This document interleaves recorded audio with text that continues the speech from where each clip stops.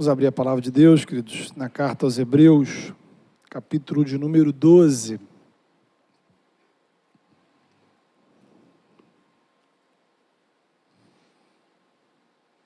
Hebreus, capítulo número 12.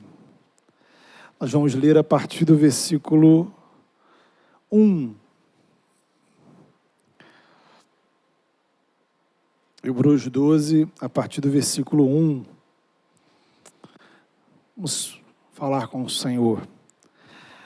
Deus amado, em nome de Jesus, fala ao nosso coração, ilumina nossa mente, dá-nos o entendimento da Tua Palavra, e pela Tua Palavra, o entendimento da Tua vontade, ministra no nosso interior aquilo que precisamos ouvir, ó Pai, muito mais do que queremos ouvir. Tira todo tipo de obstáculo, distração, e nos ajuda, Senhor, ó Pai, nessa noite sermos impactados, ó Deus, com a Tua presença, com o Teu poder. Fala-nos, ó Pai. A Tua Palavra não apenas transmite informações, a Tua Palavra é poder, a Tua Palavra é transformadora. Venha ao nosso encontro em nome de Jesus. Amém. Hebreus capítulo 12, a partir do versículo 1, a Palavra de Deus diz assim: portanto, também nós, visto que temos a rodear-nos tão grande nuvem de testemunhas, desembaraçando-nos de todo o peso do pecado que tenazmente nos assedia, corramos com perseverança a carreira que nos está proposta, olhando firmemente para o autor e consumador da fé, Jesus, o qual, em troca da alegria que lhe estava proposta, suportou a cruz, não fazendo caso da ignomínia, está assentado à destra do trono de Deus. Considerai, pois, atentamente aquele que suportou tamanha oposição dos pecadores contra si mesmo, para que não vos desmaiando em vossa alma. Ora, na vossa luta contra o pecado, ainda não tendes resistido até o sangue, estáis esquecidos da exortação que, como a filhos, discorre convosco. Filho meu, não menosprezes a correção que vem do Senhor, nem desmais quando por ele és reprovado, porque o Senhor corrige a quem ama e açoita a todo filho a quem recebe. É para a disciplina que perseverais. Deus vos trata como filhos. Pois que filho há que o pai não corrige? Mas, se estáis sem correção, de que todos se têm tornado participantes, logo sois bastardos e não filhos. Além disso, tínhamos os nossos pais segundo a carne, que nos corrigiam e os respeitávamos. Não havemos de estar em muito maior submissão ao Pai espiritual, e então viveremos? Pois eles nos corrigiam por pouco tempo, segundo melhor lhes parecia. Deus, porém, nos disciplina para aproveitamento, a fim de sermos participantes da sua santidade.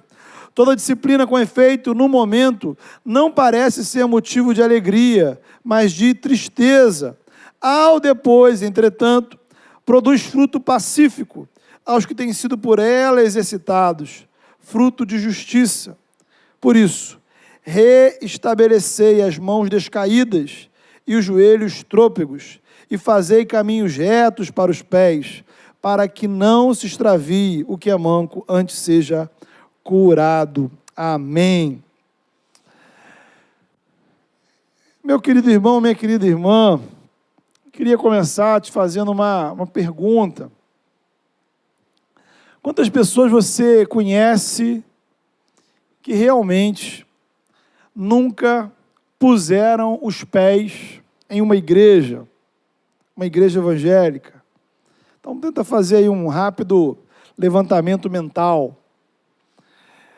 Agora, pensa também em todos os seus conhecidos que estão fora da igreja, né? Isto é, gente que já frequentou a igreja por algum período. Então, não sei se você concorda comigo, mas a segunda lista, ela tem muito mais gente do que a primeira. Isto é, pelo menos a maneira que eu vejo a realidade ao nosso redor, o universo de pessoas que hoje não são evangélicas, né? você vai encontrar uma grande maioria que algum dia já pisou em alguma igreja. A lista de pessoas que nunca assim, pisaram numa igreja, pelo menos ao nosso redor, ela é pequena. Mas a lista de pessoas, de gente que a gente conhece, vizinhos, familiares, gente que estudou com a gente, trabalhou com a gente que passou pela sua vida em algum momento, mas que frequentou a igreja, ainda que por um curto espaço de tempo, é uma lista grande. E há várias razões para isso, várias explicações.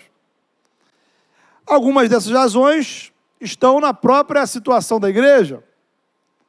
Há um grave problema de continuidade. Muita gente começa, pouca gente continua. Há um verso de um hino que diz: quantos que corriam bem, de ti longe agora vão. Então há milhões de causas para uma pessoa deixar o evangelho, deixar a igreja, e a gente não tem como expor tudo isso aqui hoje. O ponto é, antes da gente discutir por que fulano saiu, se a culpa é dele, a culpa é dela, se é de Deus, do diabo, é da igreja, né? A minha reflexão nessa noite é que você precisa entender que isso também pode acontecer com você. Isso também pode acontecer comigo. Sabe, ninguém acorda de manhã e resolve deixar de acreditar em Jesus. Sabe, não é simplesmente você sair de uma igreja e ir para outra. Sabe? É mais sério, é a pessoa que deixa de ser cristão. Ela deixou de viver o evangelho. Ela deixou de ter a palavra de Deus como orientação para a sua vida. Então, esse é um processo lento, é um processo gradual, que talvez já esteja acontecendo com você. É disso que trata esse texto, irmãos. O autor de Hebreus é um pastor que percebeu que estava acontecendo isso entre os membros da sua igreja. Cristãos que estavam titubeando na fé. Então a carta está o tempo todo incentivando os leitores a seguirem em frente, a permanecerem firmes, a não desanimarem. E aí ele vai explicando um pouco sobre o que é a vida cristã, o relacionamento com Deus, e ele recorre a uma ilustração. Ele compara a vida cristã, o relacionamento com Deus, a uma corrida. Na vida, existem vários tipos de corridas. Estudar é uma corrida. O mercado de trabalho é uma grande corrida, extremamente competitiva. Relacionamentos são corridas. A vida espiritual é uma corrida. Agora, há pontos, assim, em comum entre todas essas maratonas, digamos assim. Em primeiro lugar, toda corrida tem um percurso. Você sai de um lugar para chegar em outro. Segundo lugar, toda corrida tem regras. Se eu não sigo as regras daquela corrida, eu vou ser advertido, talvez eliminado.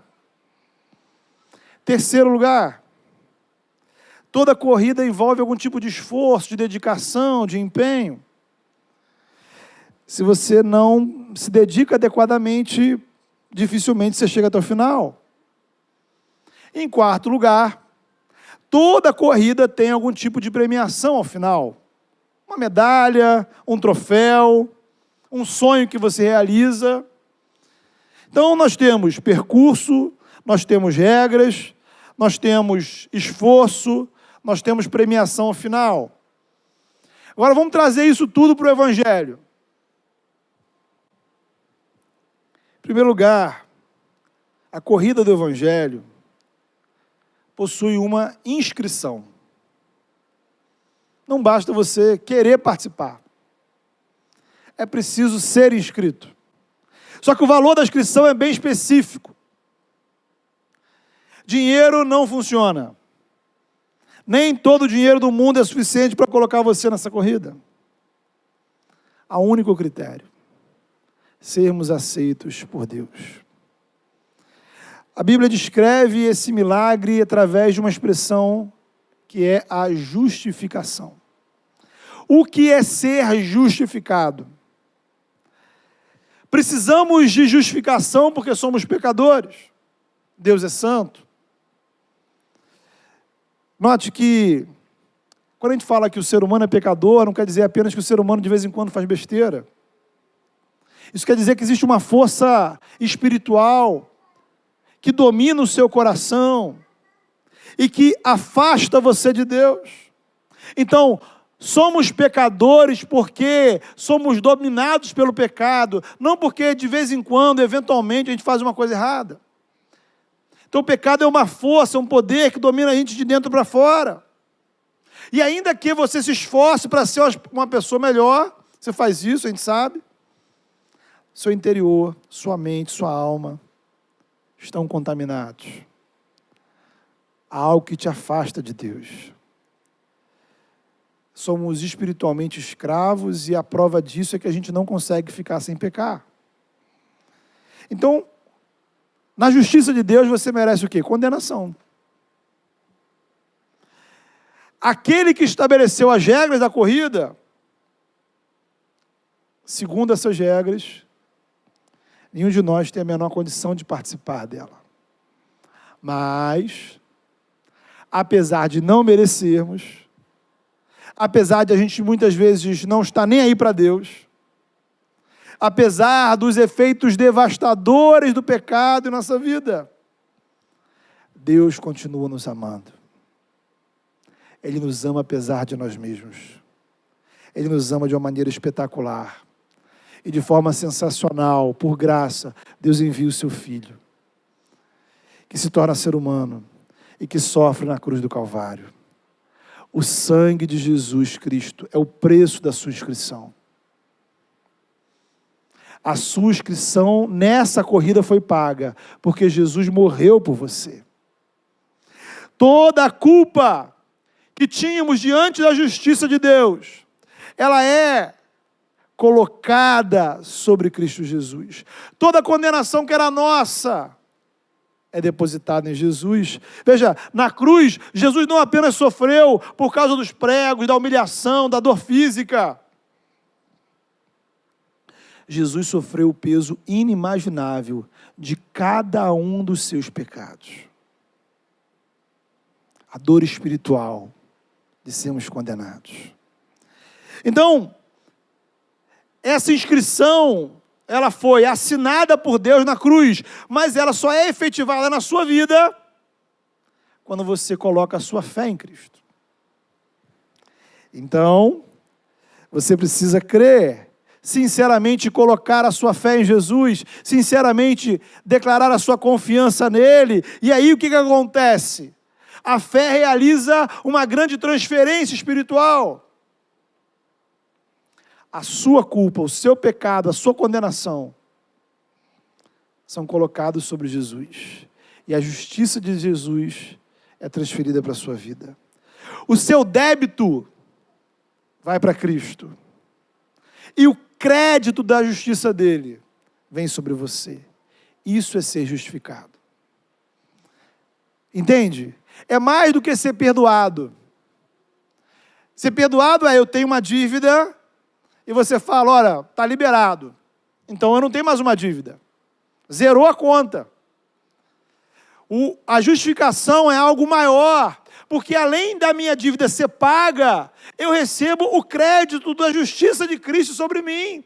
E é por isso que quando Deus olha para mim, Ele vê sobre a minha vida o que Cristo fez em meu favor. É o milagre da justificação que acontece pela fé, queridos. Confiar em Jesus como Senhor e Salvador proporciona isso sobre as nossas vidas. Então, quando a gente confessa que Jesus é o nosso Senhor, nós estamos reconhecendo implicitamente que todas as demais justiças são insuficientes. Meus recursos materiais, minhas boas obras, minha religiosidade, a criação que eu recebi, a minha educação, a minha religião, a minha caridade, meu conhecimento teológico, nada disso me justifica diante de Deus. somente Jesus. E aí, que dizer uma coisa assim, espetacular, sensacional, quase que constrangedora. Você já parou para pensar? Pare para pensar aí no pior pecado que você já cometeu na sua vida. Todos nós temos coisas ruins que nós praticamos, coisas ruins que nós trazemos no nosso coração, que nos faz sentir sujos, constrangidos, envergonhados. E aí você pensa nisso, isso que às vezes te atormenta a consciência. E aí você entende e começa a pensar que Deus olha para a sua vida, mas Deus simplesmente não leva isso em consideração quando Ele olha para você. Deus olha para você e vê Cristo, o que Cristo fez. Cristo que é santo. E Deus te recebe como santo, por causa do que Cristo fez sobre a sua vida. Isso é maravilhoso, queridos, isso é graça. Deus olhar para as nossas vidas, homens e mulheres perdoados, purificados, santificados. Então você está pronto para correr. Está livre para correr e viver uma vida na presença de Deus. Então, meu irmão, minha irmã, se você ainda não teve essa experiência, se você ainda não teve essa condição de colocar a sua fé em Jesus, de declarar para o Senhor que você confia nele, na justiça dele, hoje é um bom dia para fazer isso. Dizer para o Senhor: Senhor, eu quero que Jesus seja a minha justiça. Eu quero a justificação que somente Jesus pode me dar. Eu quero participar dessa grande corrida que é o Evangelho.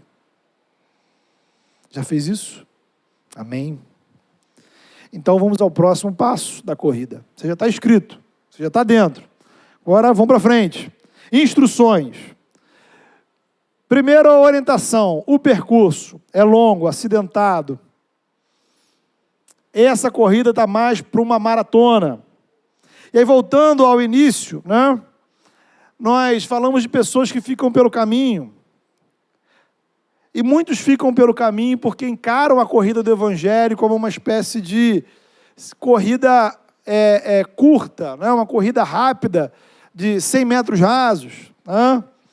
Então, você já deve ter ouvido falar, por exemplo, do Usain Bolt, o recordista mundial dos 100 metros, dos 200 metros. E tem gente que encara o Evangelho dessa maneira. A pessoa se converte hoje e amanhã ela acha que a vida dela toda precisa estar transformada. Então ela sai de pecador miserável para super crente em 10 segundos. Infelizmente, para piorar a coisa, muitas igrejas criam essa expectativa. Você levantou a mão, você foi batizado, pronto, acabou. Você já está perfeito, finalizado. É mais do que uma ingenuidade, é um ensino equivocado da palavra de Deus. A conversão não faz da gente pessoas perfeitas.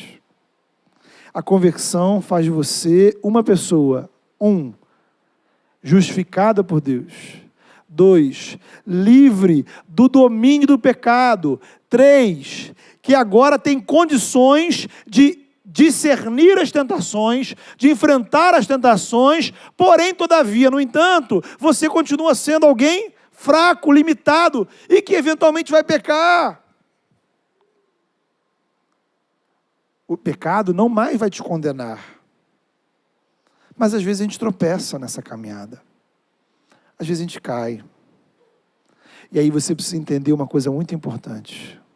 Quando você tropeça, quando você cai, Jesus não põe você para fora da corrida. Não há nenhum pecado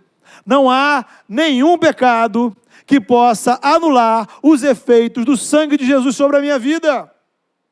Na corrida do Evangelho, eu preciso aprender a lidar com o pecado. enquanto estivermos nesse mundo. É mais ou menos como uma corrida de obstáculos. Quando for possível, você evite os obstáculos. O que a palavra de Deus diz? Fuja da aparência do mal.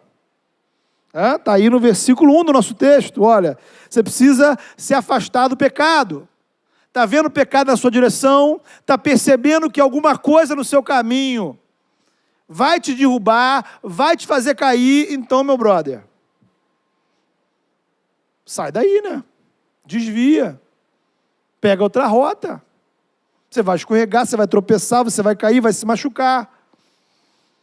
Não faz sentido. Jesus ensinou, a gente precisa vigiar e orar. Às vezes, note bem, o outro caminho, o caminho mais seguro é o caminho mais longo. Mais demorado. Mas é o caminho que vai te manter na presença de Deus. Às vezes a gente, nesse mundo imediatista que a gente vive, não gosta dos caminhos longos. A gente não gosta dos caminhos demorados. A gente quer as coisas rápidas. E aí a gente quebra a cara. Porque o mundo atualiza, gente. A sociedade muda o ritmo dela. Mas o Evangelho continua igual. Não há uma versão 2.0 de Deus.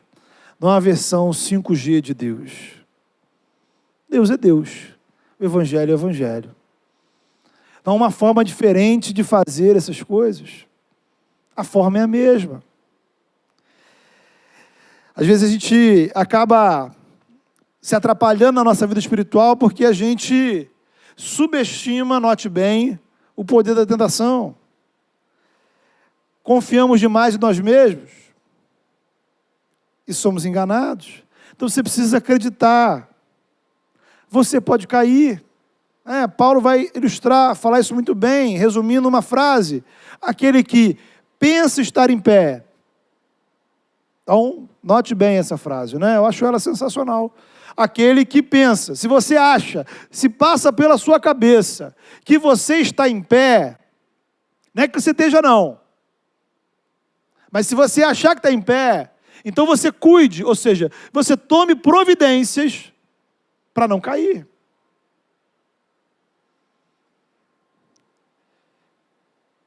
A pedra que me faz tropeçar pode ser diferente da sua. O que me faz cair pode ser diferente de você. Mas o ponto é, eu tenho fraquezas, você tem fraqueza. Eu preciso então estar vigilante, senão eu vou cair. Então, primeiro eu tenho que observar que, nesse percurso há perigos, há obstáculos, há problemas. E eu preciso antecipá-los, antevê-los e tentar me desviar deles. Agora, acontece de, eventualmente, eu cair. Tropecei, escorreguei. O que eu tenho que fazer?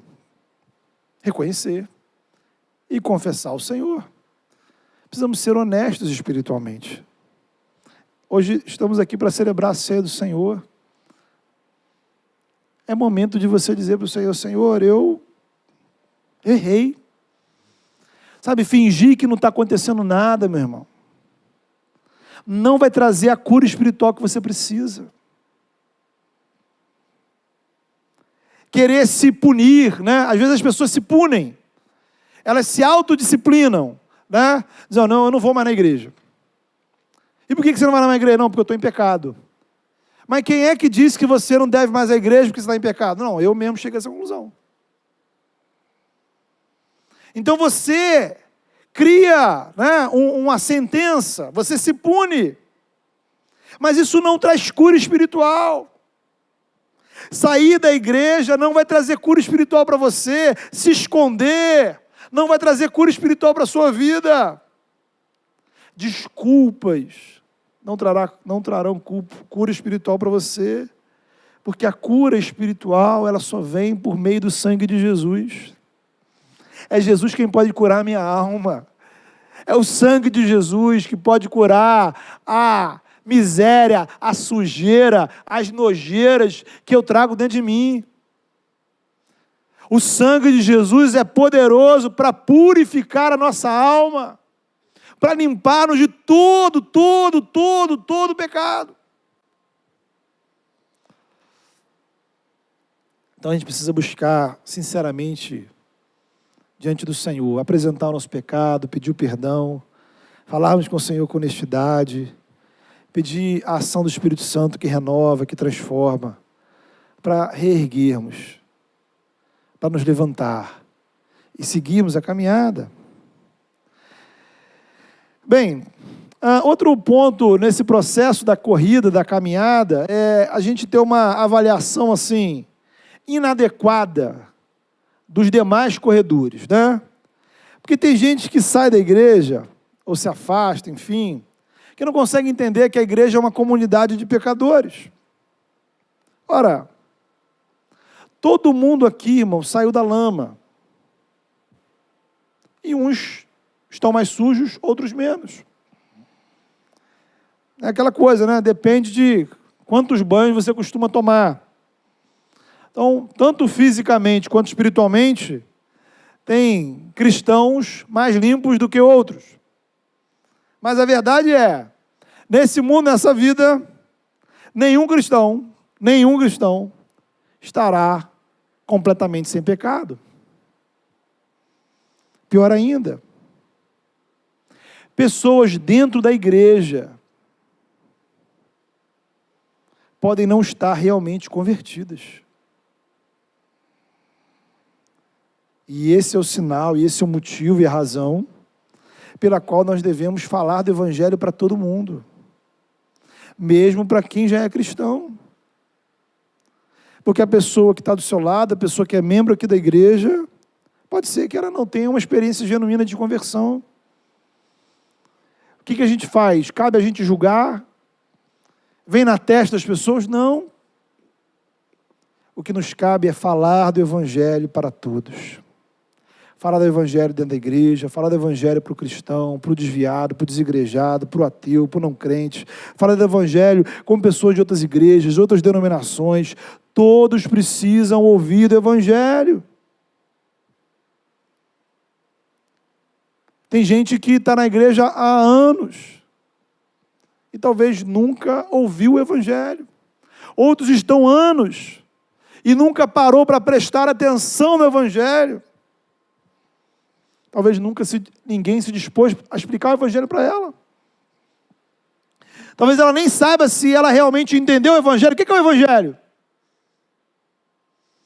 Como é que eu posso crer numa coisa que eu não entendi, eu não sei? Então é preciso falarmos do Evangelho uns para os outros. E aí a gente precisa compreender, nessa perspectiva de olharmos uns para os outros, de que a corrida do Evangelho é uma corrida coletiva, comunitária. Não é uma corrida individual. Isso é muito sério, irmãos. Erramos, tropeçamos e caímos quando achamos que a igreja é um lugar onde a gente vai. Quando, na verdade, a igreja é uma comunidade a qual pertencemos. A igreja não é um lugar, a igreja não precisa de lugar, a igreja hoje está aqui, amanhã ela pode estar em outro lugar. Ela se reúne aqui, ela pode se reunir em qualquer lugar. A igreja não está presa a edifícios. Mas sermos igreja é sermos uma comunidade. É cuidarmos uns dos outros. Então, a gente poderia pensar a vida cristã como uma espécie de esporte coletivo. Estamos todos numa mesma direção. Mas em algum momento eu vou precisar do apoio do outro para seguir em frente. Somos um time, né? É o que nós falamos aqui na igreja. Somos um time de missionários e temos vários times. Time de N coisas na igreja. Eu preciso me preocupar com o outro, irmãos. Vidas são prioridade. Acompanhava essa semana e nas últimas semanas problemas relacionados a algumas igrejas nos Estados Unidos, escândalo daqui, escândalo dali, problema daqui, problema dali, coisas muito graves e sérias. e já todo um processo de reflexão, de análise, de avaliação, de por que às vezes igrejas evangélicas, doutrinariamente sérias, permitem que coisas tão absurdas, criminosas, aconteçam no seu meio. E entre tantas coisas, tantas, uma delas chega um momento onde a gente deixa de se preocupar com as pessoas. Chega um momento que a gente pode se preocupar com a cadeira, a gente pode se preocupar com a mesa, a gente pode se preocupar com as câmeras, a gente pode se preocupar com o slide, com a iluminação, com a toalha. A gente se preocupa com um monte de coisa. Mas a gente deixa de se preocupar com as pessoas. E aí, esse lugar que se chama igreja adoece. E aí pessoas que estão dentro desse lugar vão sofrendo. Então não importa se quem está na igreja, do seu lado, perto de você, é uma pessoa chata, enjoada, cheia de manias. É isso mesmo. A gente não é assim, né? Então eu sempre tiro por mim, né? Eu sou chato, cheio de manias. Então assim, você também vai ser. Então, aquela história, se você quer uma igreja muito boa, muito bacana, muito legal, muito perfeitinha, lembre que essa igreja pode ser tão boa, tão bacana, tão perfeita, que você não cabe lá dentro. Então eu quero uma igreja que me caiba. E para ser uma igreja que me caiba, precisa ser uma igreja que aceite os pecadores, gente problemática. Assim somos todos nós. E a gente precisa se importar uns com os outros, cuidar uns dos outros. As pessoas são mais importantes do que as coisas na igreja. Então, a gente precisa... Isso também traz um outro lado da história, porque eu preciso cuidar e eu preciso ser cuidado, né? Então aí tem o lado da humildade. Porque às vezes a gente, numa posição um pouco arrogante, né, diz assim, poxa, não, pastor, conte comigo para cuidar do irmão que está necessitado. Pastor, conte comigo para cuidar dessa pessoa que está sofrendo. Mas você consegue também dizer assim, pastor, cuida de mim porque eu estou precisando. Isso vale para mim, irmãos. Eu preciso cuidar de você e eu preciso de cuidados. Então, às vezes, a gente cai numa coisa assim de, não, beleza, vamos cuidar das pessoas. Mas a gente não se permite ser cuidado.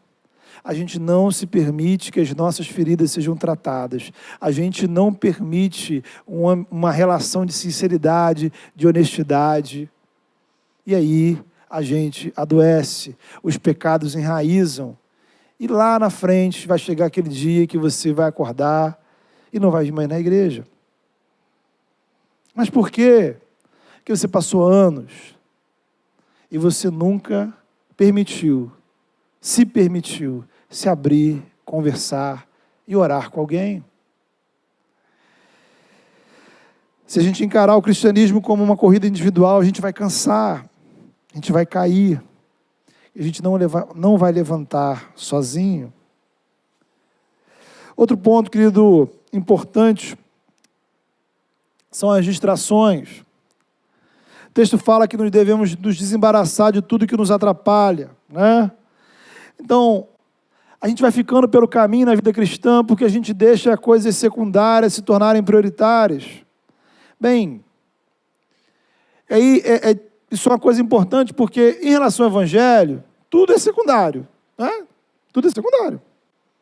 Então, isso aí já começa por aí. Por outro lado, é óbvio, né? Você vai ter que trabalhar, você vai ter que estudar, você vai ter que cuidar da sua família, você vai ter tempo de se divertir. Então, a coisa é como a gente gerencia isso. Como é que a gente organiza isso? Imagine o seguinte, né? Vamos pensar aqui uma coisa para você fazer aí, talvez, durante a semana. A gente sempre fala que a vida está uma correria, né? Isso já virou o nosso... Você começa, tá uma correria, a pessoa faz nada, entendeu? E a vida tá uma correria, né? Então, é muita coisa, tá sempre uma correria, né? O desafio é o seguinte: faz uma planilha, né? Faz uma planilha, planilhinha, né?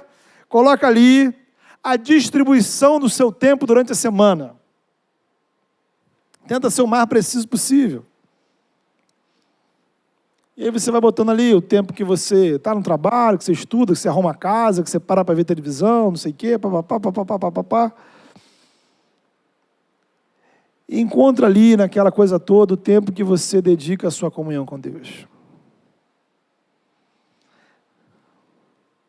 Sabe, eu não estou dizendo apenas o tempo que você ora, ou o tempo que você vem na igreja, mas a vida cristã vai além disso, irmãos. A vida cristã é o tempo de eu encontrar aquele meu amigo que está se afastando da igreja. É o tempo de eu encontrar aquela pessoa que talvez dentro da igreja está se divorciando, está com o casamento indo para o espaço. E a gente não tem tempo para sentar com ela e conversar. Tempo para conversar com aquela pessoa que talvez está alimentando pensamentos de suicídio. Mas a gente não tem tempo para conversar. Tempo daquela pessoa que está arrebentada pelo pecado. Está cheio de problemas emocionais. A gente não tem tempo para estar com ela. Então, você vai evangelizar, você vai convidar o vizinho para o culto.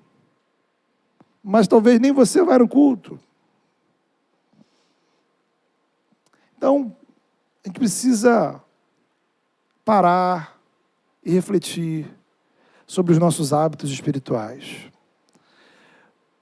Distrações.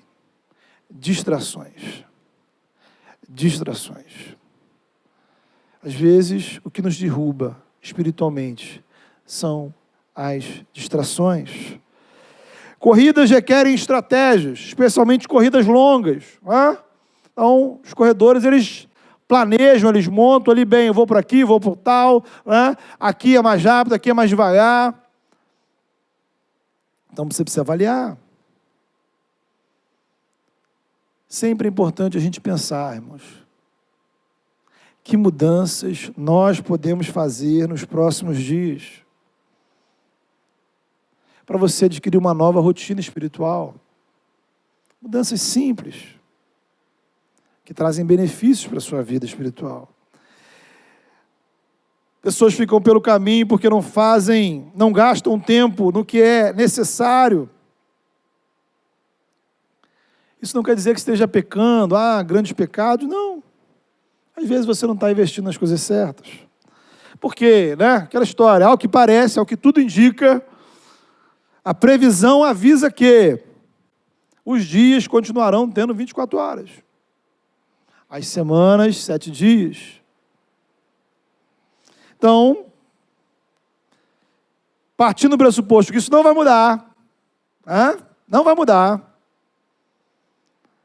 então, você tem duas opções. Para você incluir coisas,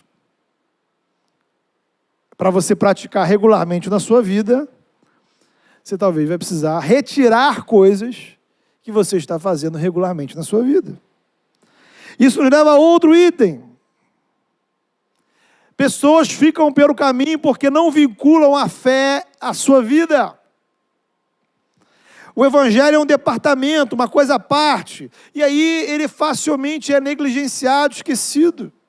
Uma vida espiritualmente forte é aquela em que todas as áreas da nossa vida estão encharcadas com a graça de Deus. Então eu preciso fazer essa reflexão. O que o evangelho tem a ver com o meu uso do WhatsApp, das redes sociais? O que o evangelho tem a ver com o meu casamento, a criação dos meus filhos? O que o evangelho tem a ver com o meu trabalho, a minha profissão? Como é que o evangelho me influencia quando eu estou no trânsito, dirigindo? Como eu gasto meu dinheiro? Como eu vou usar o meu tempo de lazer? O que eu faço para me divertir? Então, o evangelho não é apenas a sua alma ir para o céu depois da morte, meu irmão. O evangelho não é você apenas ir domingo na igreja. Todos os aspectos da nossa vida precisam ser influenciados. Porque Jesus é Senhor de tudo. Não apenas de partes. E aí, queridos, a última coisa nesse texto, que aparece como obstáculo, é o sofrimento. Ser cristão tem suas dificuldades, né? Então, óbvio que, em primeiro lugar, todo ser humano nesse mundo tem lutas, né? Enfermidade, problemas de família, problemas financeiros, isso é comum com todos. Só que, além de tudo isso, existem dificuldades que decorrem da nossa opção espiritual. Se você ler o capítulo anterior de Hebreus, né, tem aquela lista famosa de pessoas que enfrentaram dificuldades extremas. Gente que foi perseguida, gente que foi presa, gente que foi torturada, gente que foi morta. Por causa da sua fé em Jesus, da sua fé em Deus. E o texto termina com o exemplo do próprio Jesus, que enfrentou dor, humilhação, em vista de uma alegria maior. E aí a gente termina com isso, irmãos. Nós falamos que toda corrida termina com a premiação. Às vezes a caminhada do evangelho é difícil. A gente não pode iludir ninguém a respeito disso. Às vezes dá vontade de desistir. Às vezes você fica cansado. Às vezes você se decepciona com as pessoas. Às vezes você se entristece com você mesmo. Há lutas. Mas há a premiação. E nós somos premiados quando Jesus Cristo, que morreu e ressuscitou, vier dos céus, trazendo um novo céu e uma nova terra. Quando falamos de pela manhã, o Evangelho nos dá esperança de um futuro. Seremos premiados quando os nossos corpos forem transformados para nunca mais pecarmos. Seremos premiados quando desfrutarmos da plenitude da presença de Deus, da alegria de estar junto com o povo de Deus. Seremos premiados quando a justiça de Deus se estabelecer totalmente no universo. Seremos premiados quando contemplarmos a beleza da criação de Deus totalmente restaurada. Seremos premiados quando a morte for extinta, o pecado, o diabo destruídos. Seremos premiados quando o próprio Deus saciar a nossa fome e a nossa sede de justiça e tivermos alegria, comunhão com Deus. Essa é a nossa premiação. E nós, por graça e misericórdia do Senhor, já recebemos em Jesus uma parte, uma antecipação, né? A gente poderia dizer uma degustação desse prêmio. Porque sobre a sua vida habita o Espírito Santo. E o Espírito Santo traz sobre nós tudo aquilo que um dia será pleno. Então, em Jesus, você já experimenta isso agora. Vamos orar ao Senhor. Feche seus olhos. Vou chamar aqui nosso irmão Rodrigo para a gente estar cantando. Eu queria que você fizesse desse momento, seu momento de oração silenciosa, fazendo uma avaliação dessa sua caminhada, uma avaliação de como está a sua rotina espiritual, o que tem feito você ficar para trás, o que tem te derrubado, o que tem te desanimado, o que está faltando na sua vida. Talvez você precise tomar a decisão de retomar essa corrida. Talvez você precise tomar a decisão de iniciar essa corrida. Talvez você precise de força para se manter correndo.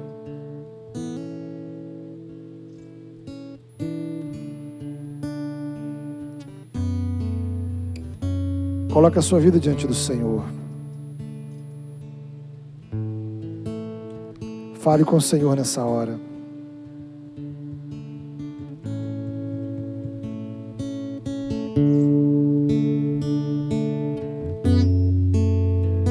Diga para o Senhor.